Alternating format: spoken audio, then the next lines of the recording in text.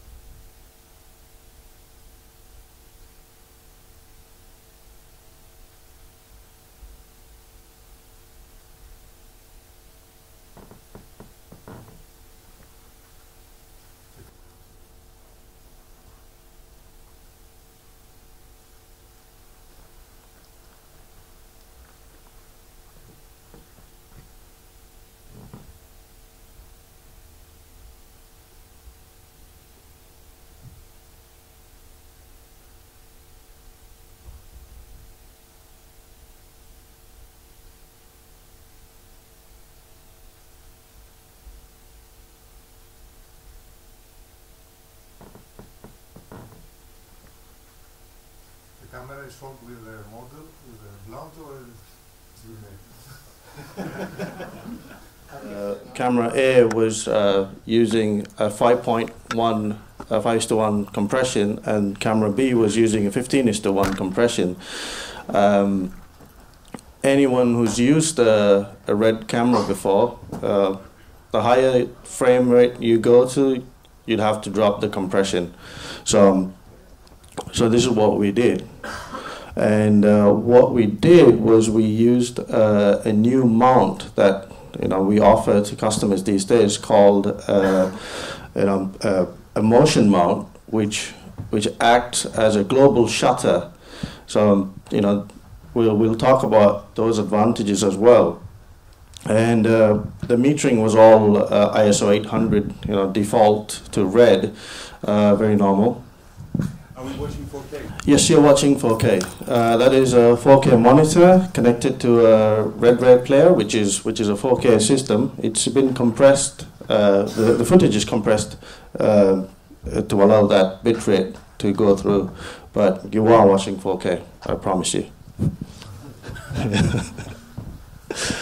using a stop and a half with the module on? Yes, you are. So setup one is one for exposure. What we did was we had the artist move from darkness to light. So you're actually seeing that is the raw that the camera sees, and that's the raw with the log curve applied. and that's what's been corrected in Red Cine X.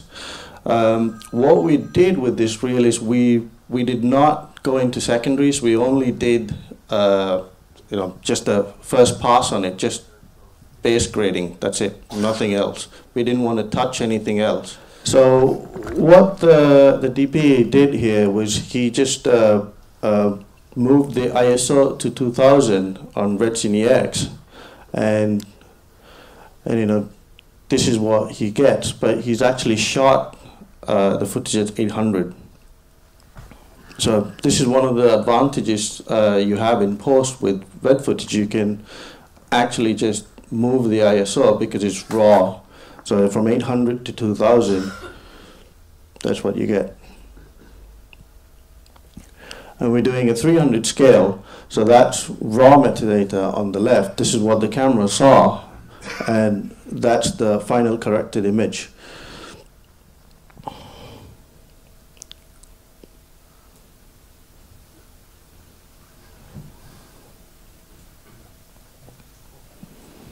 So the next one is, just an exposure push, but also we've done a bit of white balance correction, and there's a lot of sparkly artifacts in the frame, which most digital cameras have problems dealing with, like the sequence that's falling in the frame. So again, once he's corrected from 800 to 1280 ISO, and this is 15:1. So you can see that the compression has improved a lot from the older cameras. So the earlier one was 5:1, 15:1, but what Red has done is they're trying to match compression ratios to the best possible, frequency. Thank you. Can you talk a little bit about color science and what Red does? Because usually they say that they release a new color science and what that is, and if it actually do you shoot differently because of the new color science that may be released or not? Thank you. The only thing with color science that we change or we improve is constantly from testing the camera itself. It's only from the back end that we try and improve the color science. Nothing changes the sensor, nothing, physically we don't do anything.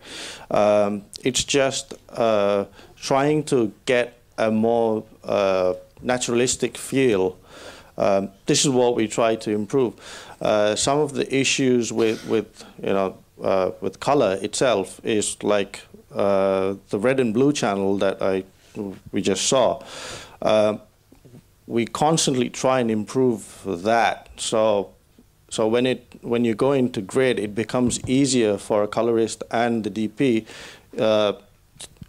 to get a better feel for the look itself.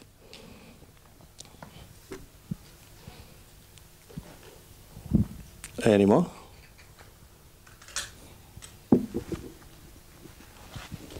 What about the low light sensitivity of the new drag in comparison with the previous? Well, one of the things we showed was where you had the HMI staring right into the barrel of the lens. Now that shot, we didn't have any bounces or any of that, and you could see that the only bounce that came off, the girl just lighting just her neck or just traces of her face was just the bounce from her suit. So there is a lot of detail in low light because of the massive dynamic range that the camera possesses. It's definitely a lot more improved than the Epic. That's also because it's got a new sensor, completely redesigned sensor. What we've done is we've actually shrunk the pixels, and compared to the Epic, we don't have square pixels anymore. We actually have rounded the edges and shrunk them in size. So what that does is it improves the shoulder as well as the toe end of the sensor range. And what this also does, it preserves skin tones, gives you a more naturalistic skin tone, dare I say, film-like.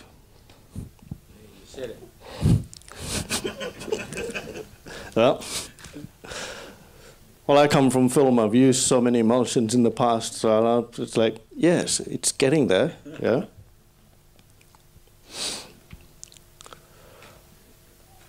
Any more? One more. Go ahead. Yeah. What about additional codecs besides the red draw? I mean, is there ProRes supported within the camera as an option? Or No, not yet. This is a question that we keep getting asked a lot, and this is what I'm trying to, speak to development about, and and try and get something out in the future. But right now there are proxy recorders. If you could use an Atomos system, or you can use an IAGA KeyPro that will basically give you a ProRes DNX HD. it's a matter of licensing with Apple? It's that kind of... Not really. It's I mean, we can license anything. It's as you know, it's easy to do all that. It's just processing it in real time and getting it to work. And you know how it is. So when there are other people doing it already, then might as well give it to them. A lot of people are comfortable just using an Atomos. So yeah, but if you don't have one, the best way to do that is to take it into Red Cine X and export a DNX HD or a ProRes or whatever. You can use a Red Cine X. So if you have a faster system, probably use an Adobe Premiere Pro, or you'd use a Blackmagic or whatever systems. They all support these codecs. Yes? Now that you use rounded pixels instead of squares. Now that you use rounded pixels instead of squares, does it make any difference on moire? You will have moire on any digital sensor. To eliminate the moire patterns, you always use an OLPF filter. That's what the OLPF is mainly used for. So all digital cameras will have an OLPF filter. The higher the resolution, you will eliminate it to a certain extent, but you'll always need an OLPF filter. That's what it does. That is the main characteristic of an optical low-pass filter.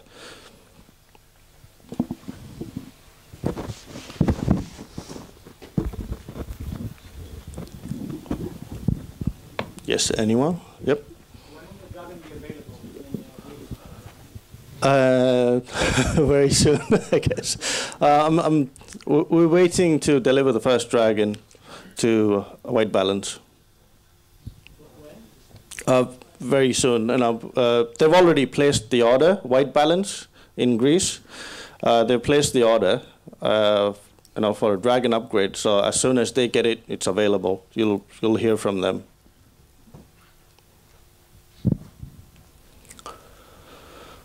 Anyone?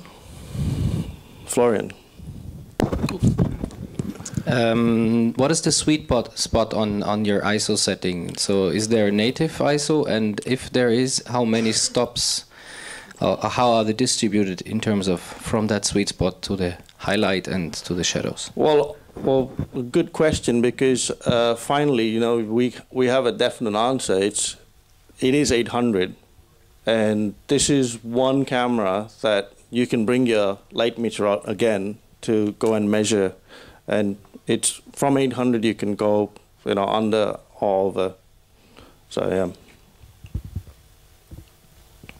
With the Epic, you'd have the 800, but you rate 320, you do all that. And I know we've said in the past, just use the waveform monitor and you're good to go.